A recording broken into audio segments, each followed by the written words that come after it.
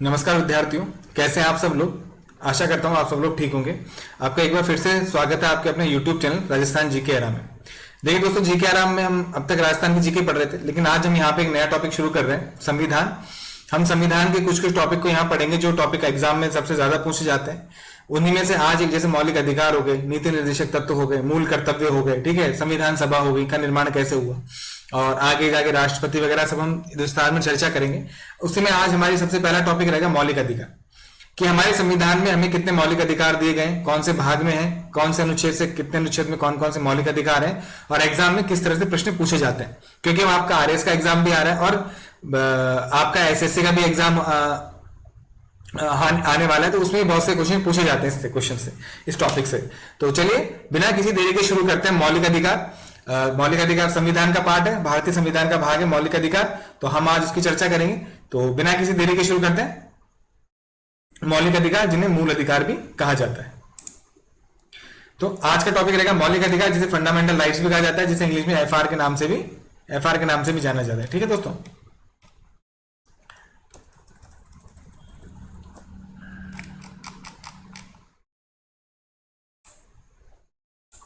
जिसे एफआर के नाम से भी जाना जाता है, फंडामेंटल राइट्स के नाम से भी जाना जाता है। तो भारतीय संविधान में भारतीय संविधान की बात करें तो हम बहुत शुरू से चर्चा नहीं करेंगे, क्योंकि बहुत बड़ी हिस्ट्री है।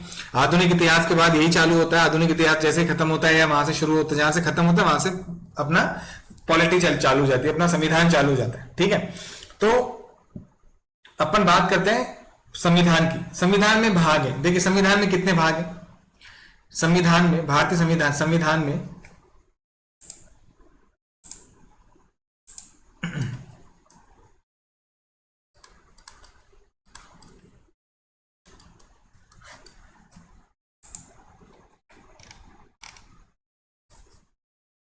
संविधान में कितने भाग है दोस्तों? 25। कितने भाग है? 25 भाग। भारतीय संविधान में 25 भाग है। भारत का जो संविधान है वो सबसे पहले कब लागू हुआ? 26 नवंबर 1949 को लागू हुआ। 26 नवंबर 1949 को क्या हुआ? भारत का संविधान लागू होगा, आंशिकृत रूप से अंगीकृत हो गया, यानी लागू हो गया। ठीक है, 26 जनवरी, इस दिन हम क्या बनाते हैं? 2015 से संविधान दिवस बनाते हैं। क्या बनाते हैं 26 नवंबर को हर साल? संविधान दिवस। 26 जनवरी 1950 को भारत के पहले राष्ट्रपति, 26 जनवरी 1950 को भारत के पहले राष्ट्रपति डॉक्टर राजेंद्र प्रसाद ने शपथ ली थी। और जैसे जब राष्ट्रपति ने शपथ ले ली तो हमारा देश का गणराज्य कहलाया जाने लगा। इसलिए 26 जनवरी को गणतंत्र दिवस बनाया जाता है, क्योंकि हमारे भारत के पहले राष्ट्रपति डॉक्टर राजेंद्र प्रसाद ने क्या किया था? उस दिन शपथ ली थी। डॉक्टर राजेंद्र प्रसाद का जो नियुक्ति हुई थी, जो निर्वाचन हुआ था, वो 24 जनवरी 1950 को हो गया था, जब संविधान सभा की अंतिम बैठक थी, तब उन्हें चुन लिया गया था। ठीक है, जब संविधान सभा पढ़ेंगे तब बात करेंगे। तो इसके बाद जब 26 जनवरी 1949 को लागू हुआ तब 22 भाग थे। आज हमारे कितने भाग है? 25 भाग है।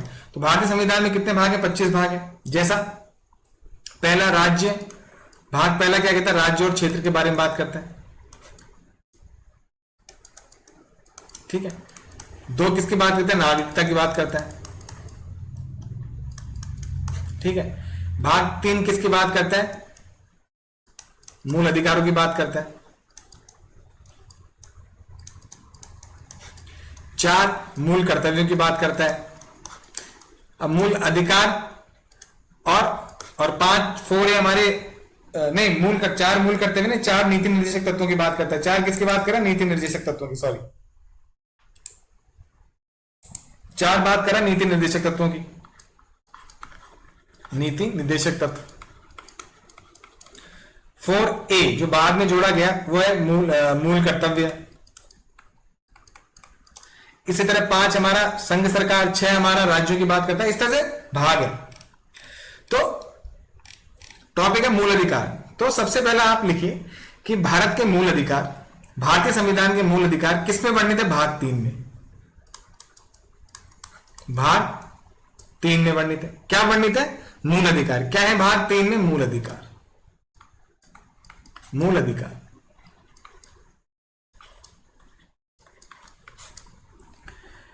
भाग 3 में जो मूल अधिकार है वो कौन से कितने अनुच्छेदों में वर्णित है? 23 अनुच्छेदों में। टोटल कितने अनुच्छेद है? 23 अनुच्छेद है।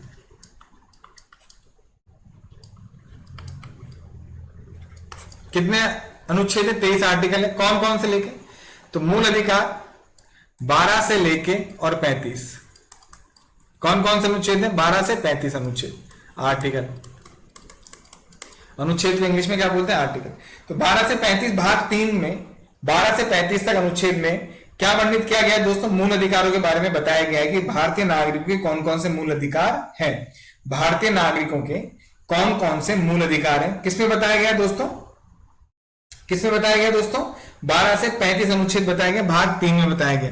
भाग 3 में बताया गया 12 से 35, भाग 3 में 12 से 35 तक बताया गया। भाग 3 को क्या बोला जाता है? मैग्ना कार्टा कहा जाता है। भाग 3 को क्या कहा जाता है? Magna carta. भाग 3 को क्या कहा जाता है? Magna carta. मैग्ना कार्टा क्या होता है? देखो, मैग्ना कार्टा होता है जहां से शुरुआत होती है ना। अब इसके बाद इसी के हिसाब से चलेंगे। यही रूल की किताब है भैया, इसी रूल के हिसाब से काम चलेगा। चाहे किसी भी, चाहे हमारी दुनिया में हो, है ना, चाहे हमारे आसपास हो। हमने रूल बना दिया, इससे पहले कुछ नहीं था। अब इससे पहले जो भी था वो खत्म हो चुका है। इससे पहले जो भी चीजें थी वो खत्म हो गई हैं। अब से ये रूल बन गए, अब से अनुच्छेद आ गए। तो अब से जो मूल अधिकार होंगे इन्हीं के हिसाब से चलेंगे। तो इसी भाग 3 को क्या बोला जाता है? मैग्ना कार्टा कहा जाता है, क्योंकि मूल अधिकारों को न्यायालय संरक्षण देता है, दंड का प्रावधान है, बहुत सी चीजें हैं। तो मैग्ना कार्टा कहा जाता है मूल अधिकारों। ये भाग 3 को क्या बोला जाता है? मैग्ना कार्टा कहा जाता है। क्या बोला जाता है दोस्तों? मैग्ना कार्टा कहा जाता है।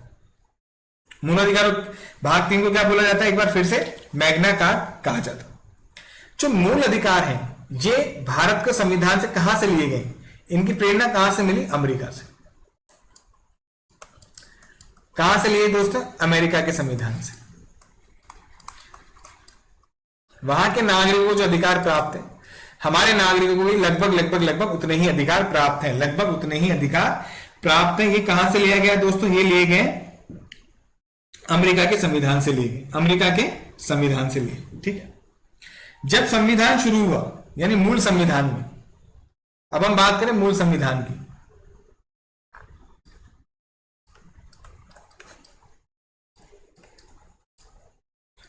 मूल संविधान में 7 मूल अधिकारों का 7 मूल अधिकार थे। कितने थे? 7 मूल अधिकार थे। मूल संविधान में 7 मूल अधिकार थे।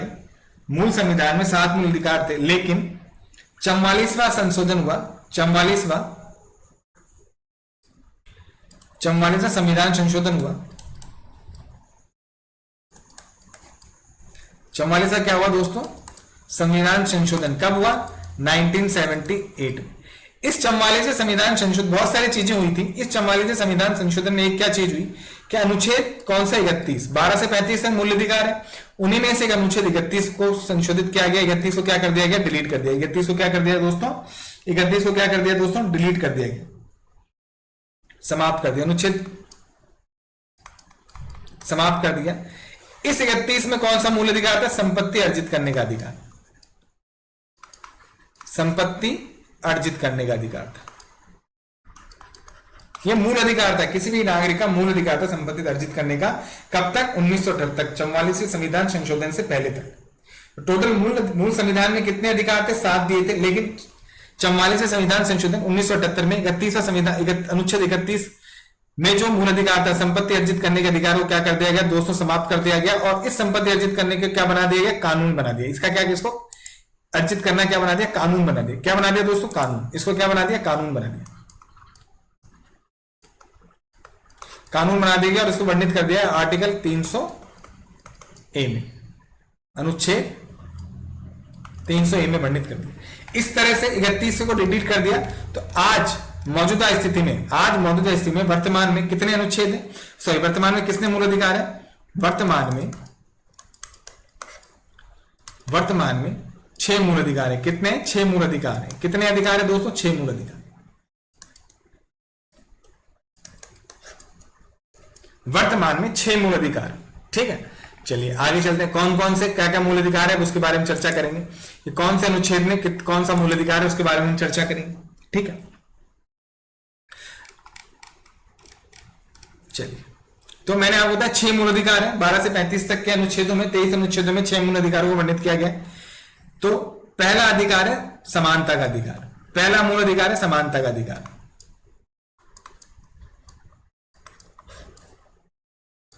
समानता का अधिकार। ये अनुच्छेद है 14 से लेके 18 अनुच्छेद है ना। इसको ऐसे बना सकते हैं अपन, अगर टेबल फॉर्म में बनाए।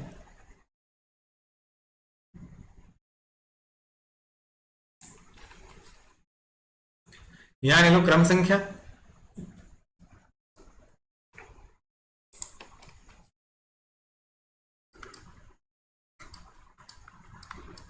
क्रम संख्या, अधिकार,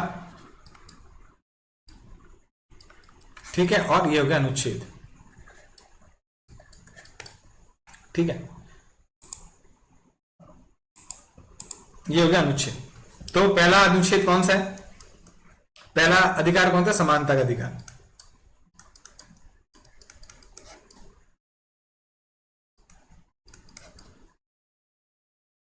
समानता का अधिकार।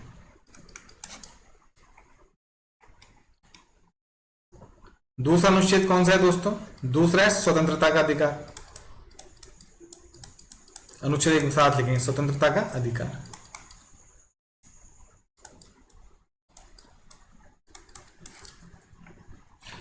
चौदह से 18, 19 से 22। तीसरा है शोषण के विरुद्ध अधिकार।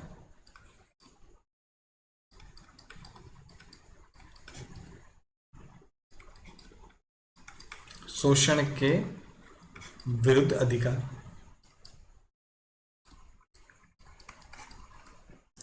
ये है 19 से 22 हो गया, ये हो गया 23 से 24, शोषण के विरुद्ध अधिकार हो गया। चौथा है शोषण के विरुद्ध अधिकार हो गया। चौथा है धार्मिक स्वतंत्रता, है ना, शोषण के विरुद्ध धार्मिक स्वतंत्रता का अधिकार।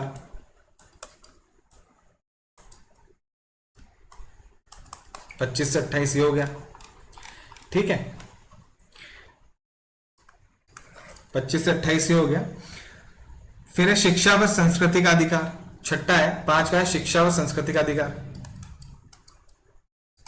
शिक्षा व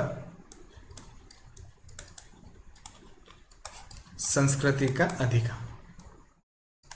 ये टेबल मैंने इसलिए बनाई है क्योंकि क्वेश्चन पूछा जाता है एग्जाम में आपसे, शिक्षा व संस्कृति का अधिकार, और लास्ट संवैधानिक उपचारों का अधिकार। लास्ट कौन सा है दोस्तों, संवैधानिक उपचारों का अधिकार। संवैधानिक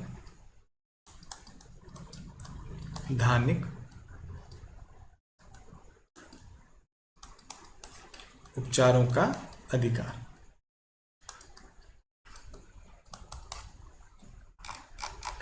तो 6 हो गए। अब इनके अपन देख लेते हैं, 6 के 6 अपन क्या देखेंगे दोस्तों, 6 के 6 के अपन देखेंगे इनके अनुच्छेद कौन कौन से। तो पहला कौन सा, समानता का अधिकार। ये अनुच्छेद 14 से 18 के बीच में वर्णित किया है। 14 में अलग समानता है, 15 में अलग समानता है, 16 में अलग समानता है, 17 में अलग समानता है और 18 में अलग समानता है। ये स्वतंत्रता का अधिकार ये है 19 से 22 तक, 19 से 22 अनुच्छेद। शोषण के विरुद्ध अधिकार कौन सा है दोस्तों, अनुच्छेद 23 और 24 में क्या देखा है, शोषण के विरुद्ध अधिकार दे रखा है।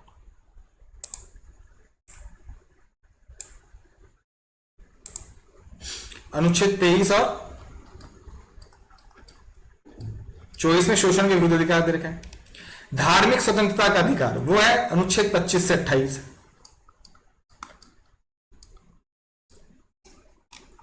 शिक्षा व संस्कृति का अधिकार का है 29 अनुच्छेद 30 में, ठीक है।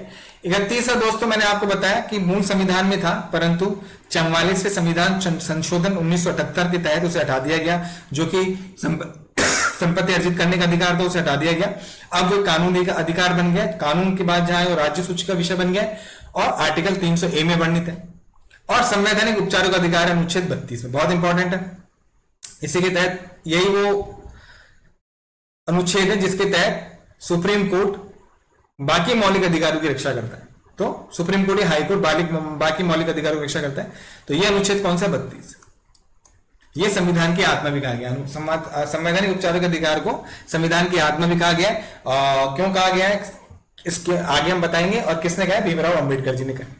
तो आपसे प्रश्न क्या क्या पूछा जाएगा? आपसे प्रश्न पूछ लेगा कि आपको क्या करेगा एसएससी में या आरएस में या आईएएस तक में। अब तो आईएएस में नहीं आते, लेकिन आईएएस जब पहले की बात है क्वेश्चन आते थे, इनमें आपको ये दे देगा, ठीक है, और ये अनुच्छेद दे देगा, मिलान करवाएगा, ए बी मतलब दे देगा, मिलान वाले क्वेश्चन आते हैं ना, वो वाला क्वेश्चन आ जाएंगे। तो इस तरह से ज्यादा क्वेश्चन पूछे जाते हैं ये इस वाले पैटर्न पे। इसमें से बहुत से क्वेश्चन पूछे जाते हैं, पर ये वाला पैटर्न आरएस में बहुत चलता है, मिलान करवाने वाला आरएस में बहुत चलता है। प्री वाला एग्जाम आने वाला है, सीटी का एग्जाम आने वाला है, तो ये क्वेश्चन आपसे पूछे जा सकते हैं, इसे याद रखिएगा। समानता अधिकार कितने अधिकार है? 6 अधिकार है, वर्तमान में 6 अधिकार है। मूल संविधान में कितने थे? 7 थे। ध्यान रखना क्वेश्चन को पढ़ना, कहीं पे मूल संविधान तो नहीं पूछा कि मूल संविधान में कितने मौलिक अधिकार थे, कहीं आप पहला ही ऑप्शन 6 हो आप 6 कर दो, नहीं नहीं, मूल संविधान में 7 थे, वर्तमान में 6 हैं। कौन कौन से? समानता का अधिकार अनुच्छेद 14 से 18, स्वतंत्रता का अधिकार 19 से 22, तीसरा है शोषण के विरुद्ध अधिकार 23 से 24, धार्मिक स्वतंत्रता का अधिकार 25 से 28, उसके बाद है शिक्षा व संस्कृति का अधिकार 29 से 30, और संवैधानिक उपचारों का अधिकार 32। सर आप अभी भैया आपने बताया कि 12 से 35 में दे रखे हैं, तो 12 और 13 कहां गया? तो 12 और 13 की बात करेंगे अपन बात करेंगे 12 और 13 के भी। तो अपन बात करेंगे 12 में क्या दे रखा है, 13 में क्या दे रखा है, इसकी बात करेंगे। फिर उसके बाद जो मूल अधिकार है उनकी बात करेंगे, मूल अधिकार है उनकी बात करेंगे। तो अब बात करेंगे अपन अनुच्छेद 12 की। सबसे पहले बात किसकी करेंगे? अनुच्छेद 12 की।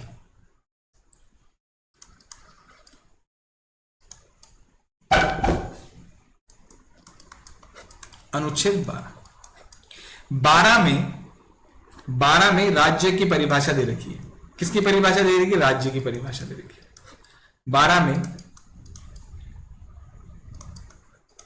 राज्य की परिभाषा है कि राज्य, किसी भी राज्य की क्या परिभाषा होनी चाहिए, यह अनुच्छेद 12 में भी आएगी। जब हम नीति निर्देशक तत्व पढ़ेंगे, तब अनुच्छेद में 36 में भी आएगी, है ना, अनुच्छेद 36 में भी आएगी।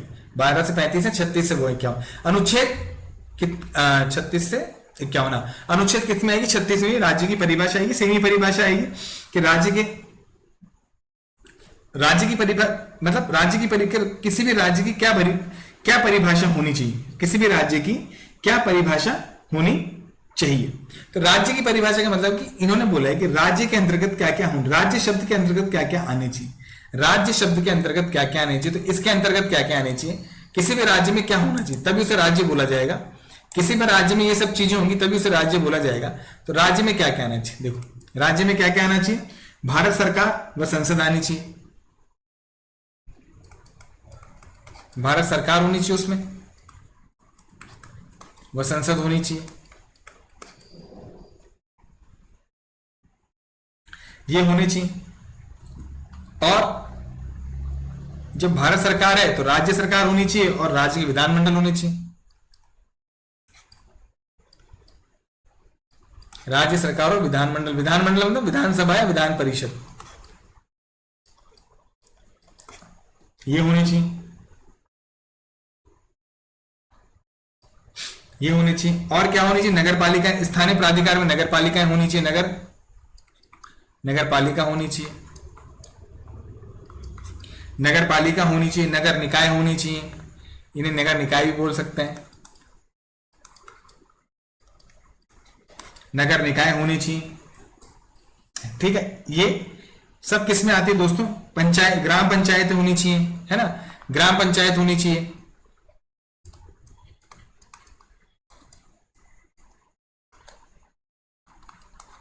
ग्राम पंचायत होनी चाहिए। ये सब किस में आते हैं? राज्य में आते हैं। ये सब किस में आते हैं? एक राज्य में आते हैं ना। तो आपसे क्वेश्चन तो ये पूछा जाएगा कि अनुच्छेद 12 में क्या देगा, राज्य की परिभाषा, जिले की परिभाषा, किसी तो राज्य की परिभाषा देती। ज्यादा से ज्यादा पूछा जाता है कि भारतीय संविधान के अनुच्छेद 12 के तहत राज्य को परिभाषित किया है, इसके अंतर्गत निम्न में से इसके अंतर्गत क्या क्या होना चाहिए, तो निम्न में से उसके अंतर्गत ये होना चाहिए। तो ये है राज्य की परिभाषा, अनुच्छेद 12। अब हम चर्चा करेंगे अनुच्छेद 13 की, बहुत इंपॉर्टेंट अनुच्छेद है अनुच्छेद 13। अनुच्छेद 13 में क्या दे रखा है दोस्तों? अनुच्छेद 13 में दे रखा है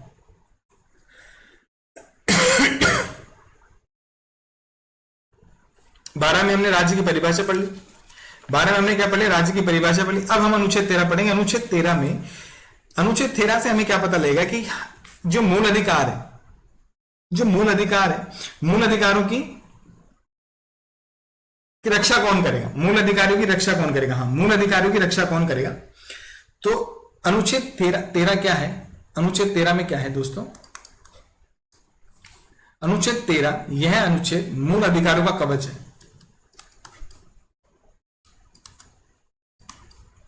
जो इन मूल अधिकार है, 6 मूल अधिकारों का क्या होगा, कवच कहा जाता है। क्या बोला जाता है दोस्तों, मूल अधिकारों का कवच का, मूल अधिकारों का कवच कहा जाता है। क्यों कहा जाता है कि जब भी कोई राज्य, यदि कोई राज्य, इसमें ये बोला गया है कि यदि कोई राज्य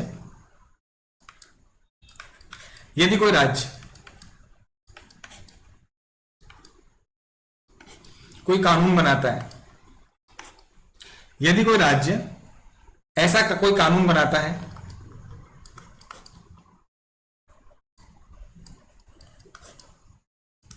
और यदि कोई राज्य कोई कानून बनाता है जिसमें मूल अधिकारों का हनन हो रहा हो, जिसमें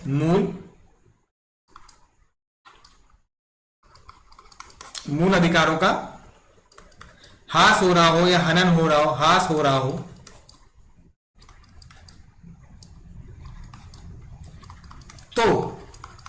तो सुप्रीम कोर्ट, हाई कोर्ट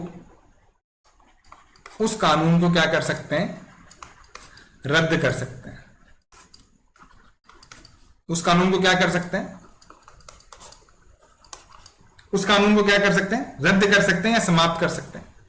तो आप ये मान लो मूल अधिकार तो यहां बहन हो गई, और ये जो कोर्ट है ना, सुप्रीम कोर्ट, हाई कोर्ट भाई हो गए। तो ये भाई की क्या काम है, अनुच्छेद 13 क्या कह रहे हैं, ये दो भाई हैं, हाई कोर्ट और सुप्रीम कोर्ट, जो दो भाई हैं वो अपनी बहन की रक्षा करेंगे। बहन कौन है, मूल अधिकार, ये इसकी रक्षा करेंगे, ये इसकी रक्षा करेंगे। अर्थात मूल अधिकारों का आपका हनन हो रहा है, यदि राज्य को ऐसा कानून बना रहा है जिससे मूल अधिकारों का हनन हो रहा है, तो वो राज्य, हाई कोर्ट या सुप्रीम कोर्ट के पास ये पावर है कि उस कानून को रद्द कर सकते हैं। अर्थात ये जो आर्टिकल 13 है ना, अनुच्छेद 13 है, यह अनुच्छेद 13 क्या है, न्यायिक पुनरावलोकन। यह अनुच्छेद बहुत इंपॉर्टेंट चीज है दोस्तों, यह अनुच्छेद न्यायिक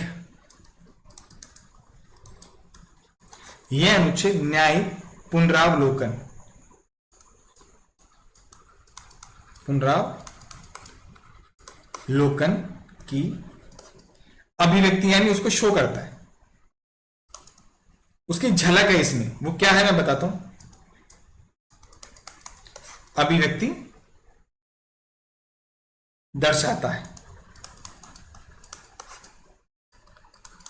यह क्या करता है, अभिव्यक्ति दर्शाता है। कैसे दर्शाता है, देखो न्यायिक पुनरावलोकन, यानी न्याय का पुनरावलोकन, यानी उसका रिव्यू करना, न्याय का रिव्यू। इसका मतलब क्या, न्यायिक पुनरावलोकन एक आपके लिए हो सकता है, जिन्होंने पहली बार पढ़ रहे हैं वो नया वर्ड हो। यह न्याय का पुनरावलोकन, यानी जो एक बार न्याय हो गया, तो इस न्याय का, जैसे होता ना, सुप्रीम हाई कोर्ट ने सजा दे दी, लेकिन हम सुप्रीम कोर्ट में जाते हैं तो सुप्रीम कोर्ट उस सजा को या उस न्याय का पुनरावलोकन करता है कि अरे सही है कि नहीं है। वैसे इसमें भी हो रहा है कि साहब पहले तो राज्य ने कानून बना दिया, अब उस कानून का अवलोकन होगा कि इसमें क्या कोई मूल अधिकार हनन हो रहा है तो उसे रद्द कर देगा। तो अनुच्छेद, क्वेश्चन आपसे पूछा जाएगा, कौन से अनुच्छेद में, भारतीय संविधान में कौन से अनुच्छेद में न्यायिक पुनरावलोकन की अभिव्यक्ति होती है, तो कौन से में होती है, अनुच्छेद 13 में होती है। न्यायिक पुनरावलोकन किस अनुच्छेद के तहत किया जाता है कोर्ट के द्वारा, वो अलग चीज है, लेकिन अभिव्यक्ति कहां झलक रही है, अनुच्छेद 13 में झलक रही है। तो अनुच्छेद 13 क्या करता है, मूल अधिकारों का रक्षा कवच है। मूल अधिकारों की रक्षा कौन करेगा, सुप्रीम कोर्ट, हाई कोर्ट। अर्थात सुप्रीम कोर्ट, हाई कोर्ट दो भाई हैं जो अपनी बहन की रक्षा करते हैं, बहन का नाम है मूल अधिकार, यानी कोई भी इसका बुरा करेगा तो वो उसको रद्द कर देंगे, ये इसमें है। 12 में परिभाषा, 13 में मूल अधिकारों का कवच कहा गया है। इतने बात हमारे समझ में आ गई। अब आगे बढ़ेंगे हम 14, अनुच्छेद 14। अब पहला हमारा है समानता का अधिकार। समानता का अधिकार,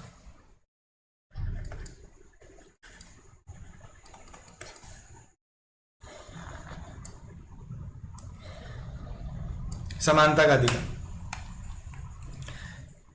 देखो मौलिक अधिकार है, समानता का अधिकार है, स्वतंत्रता का अधिकार है 14 से 18, स्वतंत्रता का अधिकार 19 से 22, शोषण के विरुद्ध अधिकार 23 से 24, धार्मिक स्वतंत्रता 25 से 28, संस्कृति और शिक्षा के संबंधी अधिकार 29-30 और संवैधानिक उपचारों का अधिकार 32। ये दे रखा है। तो आज हम पढ़ेंगे 14। क्या पढ़ेंगे? 14। 14 से 18। 14 में क्या है? समानता का अधिकार है। तो अनुच्छेद 14 में क्या है? कानूनी समानता का अधिकार। अनुच्छेद 14 क्या है? अनुच्छेद 14 इसमें किसकी बात कर रहा है? कानूनी समानता की बात कर रहा है। कानूनी समानता किसका अधिकार दे रहा है दोस्तों? कानूनी समानता का अधिकार दे रहा है। कानूनी समानता दो प्रकार की है। पहला है 14(1), इसके हम बात करेंगे। 14 में भी सब सेक्शन है। 14(1), 14(1) में कह रहा है विधि के समक्ष समानता। विधि के यानी कानून के कानून के सामने विधि के समक्ष, विधि के यानी कानून विधि के समक्ष समानता, ये एप्रोप्रिएट वर्ड है इसका, समक्ष समानता। विधि के समक्ष समानता ये कहां से लिया है इन्होंने? ये 14(1) कहां से लिया? ब्रिटेन से लिया है। ये कहां से लिया गया दोस्तों? ब्रिटेन से लिया गया है। ध्यान रखिए, ब्रिटेन से लिया गया है 14(1). और इसकी प्रकृति कैसी है? नेगेटिव, ऋणात्मक। कैसे? अभी बताता हूं। प्रकृति ऋणात्मक।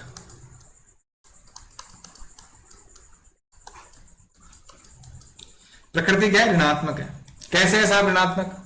देखो, विधि के समक्ष समानता यह है कि कानून के सामने सभी समान। कानून के सामने क्या है दोस्तों? सब समान प्रकार से। कानून के सामने सब समान प्रकार है, अर्थात किसी भी आदमी को विशेष अधिकार प्राप्त नहीं है। किसी भी आदमी को विशेष अधिकार प्राप्त नहीं है। कानूनी समानता, विधि के समक्ष समानता का अर्थ है कानून के सामने सब समान है।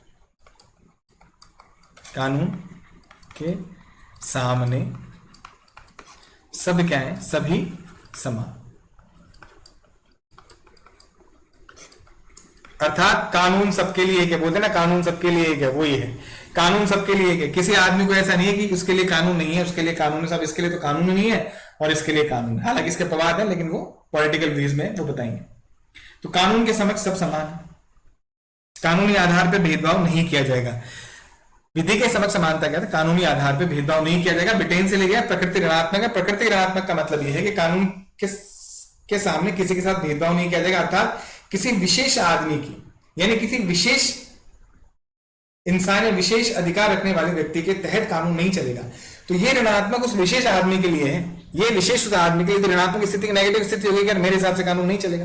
तो कानून किसी विशेष आदमी के साथ न चल के किसी विशेष इंसान या व्यक्ति के साथ विशेषाधिकार रखने वाले इंसान के साथ, ये व्यक्ति के हिसाब से ना चल के सबके लिए समान रहेगा। ये कानून के सामने सब समान है। कानून के सामने किसी के साथ कोई भेदभाव नहीं होगा। किसी विशेष अधिकार वाले व्यक्ति को कानून को अपने हाथ में लेने का हक नहीं है। ये ऋणात्मक प्रकृति उस विशेष अधिकार रखने वाले व्यक्ति के संबंध में कही गई है। तो विधि के समक्ष समानता, कानून के सामने सब समान। अब अपवाद है। अब इसके अपवाद है संसदीय विशेष अधिकार। अपवाद, अपवाद है संसदीय विशेष अधिकार।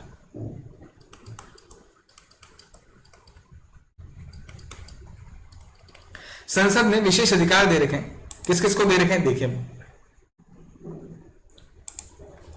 आर्टिकल 361,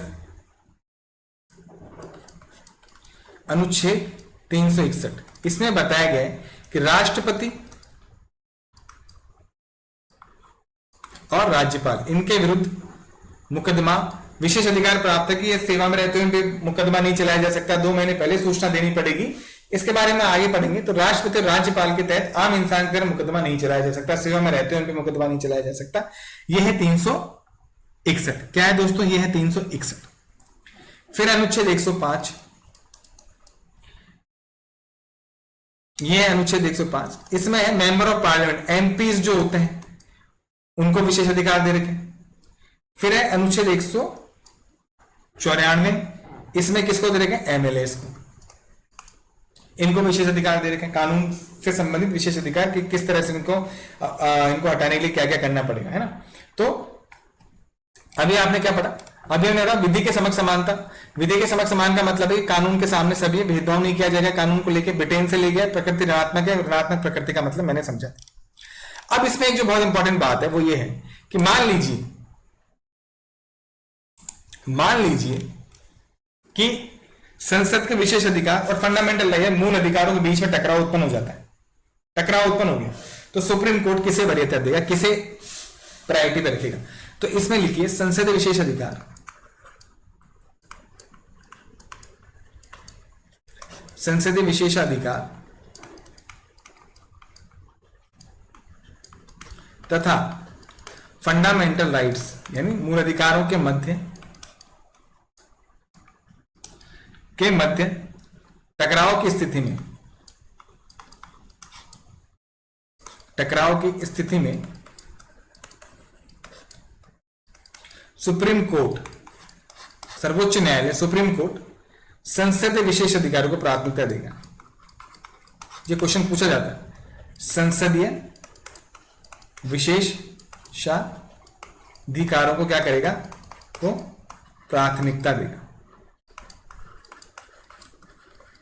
मतलब उन्हें सही मानेगा। इस बात का ध्यान रखना, उन्हें सही मानेगा। तो अपवाद है इसलिए उन्हें सही मानना पड़ रहा है इसे। तो संसदीय विशेष अधिकारों क्या करेगा, उन्हें मानेगा। सब संसदीय विशेष अधिकारों क्या करेगा दोस्तों, उन्हें मानेगा। अब है 14(2) 14 सेकंड। 14 सेकंड क्या है, विधि का समान संरक्षण। विधि का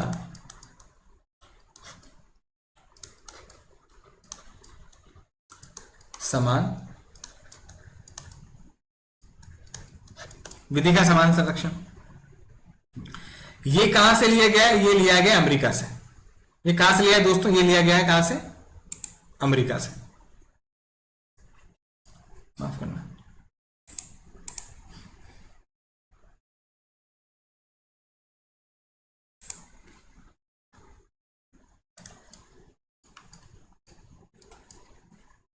इसे अमेरिका से लिया गया।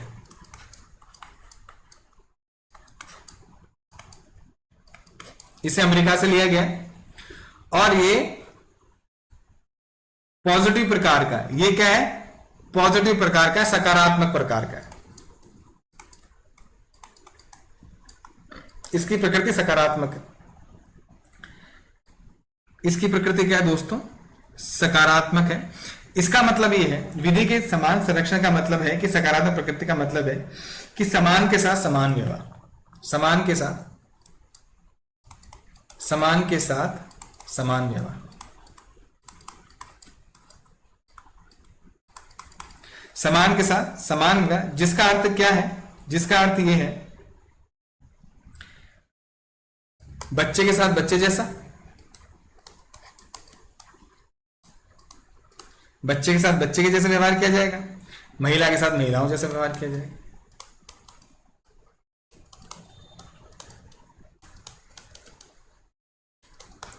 सिंपल भाषा में, किताब में बहुत कठिन भाषा दे रही है, बहुत सिंपल भाषा में बात है।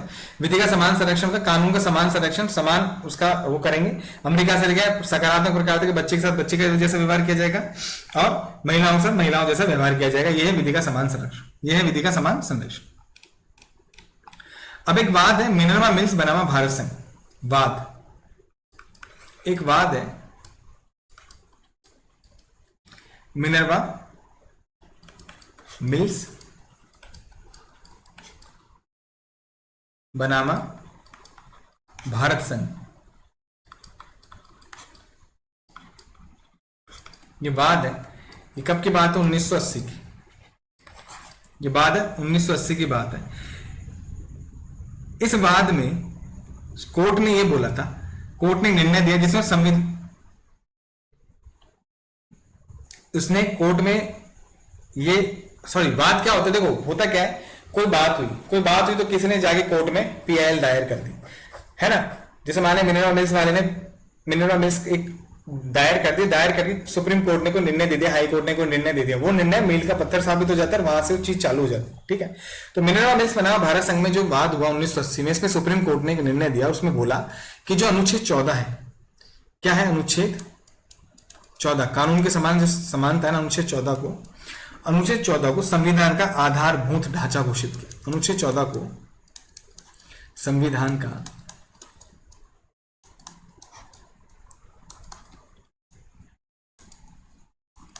आधारभूत ढांचा घोषित किया।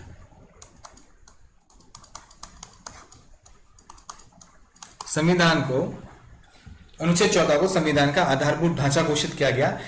तो आपसे क्वेश्चन पूछा जाएगा कि अनुच्छेद 14 कानून के समान समानता है, विधि के समान संरक्षण, विधि के समक्ष संरक्षण या विधि के समक्ष समानता को संविधान का आधारभूत ढांचा निम्न में से किस वाद द्वारा घोषित किया गया? तो मिनर्वा मिल्स बनावा भारत संघ। ये हो गया अनुच्छेद 14। 14(1), 14(2) दोनों हमने पढ़ ली दोस्तों। फिर से एक बार रिपीट कर लेते हैं क्योंकि आगे बहुत टॉपिक थोड़ा बड़ा है, समझने लायक टॉपिक है, बहुत ज्यादा क्वेश्चन पूछे जाते हैं, इसलिए आगे क्लास में करेंगे, थोड़ा थोड़ा क्लास में पढ़ेंगे, थोड़ा थोड़ा याद हो जाएगा। तो संविधान में कितने भाग है? 25। मूल संविधान में 22 भाग थे, फिर धीरे धीरे बड़े हुए 25 हो गए। 26 नवंबर 1949 को संविधान अंगीकृत हुआ। 26 जनवरी 1950 को भारत के प्रथम राष्ट्रपति राजेंद्र प्रसाद ने क्या करा? शपथ ली, इसलिए इसे गणतंत्र राज्य बना। उस दिन गणतंत्र बना, हमारा देश गणराज्य बना, इसलिए हमें गणतंत्र दिवस 26 जनवरी को बनाया जाता है। भाग 1 में राज्य, क्षेत्र, नागरिकता है, ये इतने काम के नहीं है। भाग 3 में क्या है? मूल अधिकार थे। मूल अधिकार दे रखे हैं भाग 3 में। कितने में दे रखे? कौन सा संविधान ने किस भाग में मूल अधिकारों का वर्णन किया गया? भाग 3 में।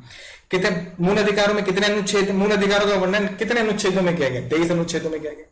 मूल अधिकारों का वर्णन कितने से कितने अनुच्छेद में किया गया? 12 से 35 में। पूछा जा सकता है, छोटे छोटे एग्जाम में पूछता भी। भाग 3 को, संविधान के कौन से भाग को मैग्ना कार्टा कहा जाता है? तो भाग 3 को कहा जाता है। मूल अधिकार अमेरिका के संविधान से लिए। मूल संविधान में 7 मूल अधिकार थे।